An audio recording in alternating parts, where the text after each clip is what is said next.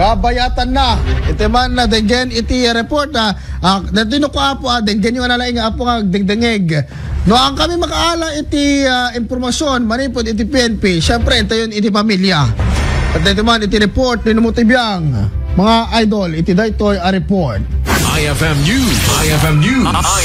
IFM News. Police. Adan iti at atapen ti pamilya ti biktima ti pamaltog iti barangay 1 San Lorenzo, Lawag City, Ilocos Norte akas bilang suspek kuna ni Mrs. Antonia Gubaka ina ti biktima ti pamaltog ket atapen dalaunay ti kabalay ti asawa ti anak na imbadad na anasa o ti biktima kadakwada ano matay isuna ket amo dalatan no si sino segun ken kuana ket nasa una daytoy kalpasan anak kaawat ti biktima ti pangta umaksara matay yung bakayo na hanggang okay na kasasasa umanak po ko nakalangad sir ang nang na hindi ko na sir kada imbaga na nga kwa nga tumalaw kan papa ko na nagkadaran kataking ka kung kan dito baro na ng COVID sir iso nga nagtanaw dito anak ko na inmay kay DDR sir itakan sir iki Domingo ay dapat ano karga sir na mapanagla ko dito kailangan daw ang sir kada nga pwesto kita sir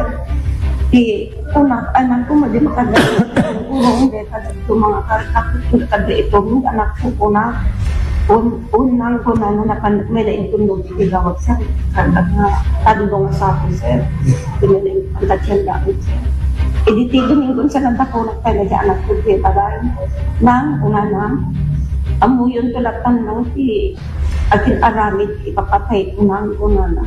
Kabayatan na naglikodan ni Mr. Jose Pascual Jr. Delegasyon na isuna ti makin aramid ti pamaltog. Yak manong Romel awan ti ag inalalitan ta saysayat tamit ta no mapasadamit yak pwede may mang tetking ta ti sigarelyong kada red source mo no anamit higitay pamilya na da ko mga ibagbanga da kami tagpa na.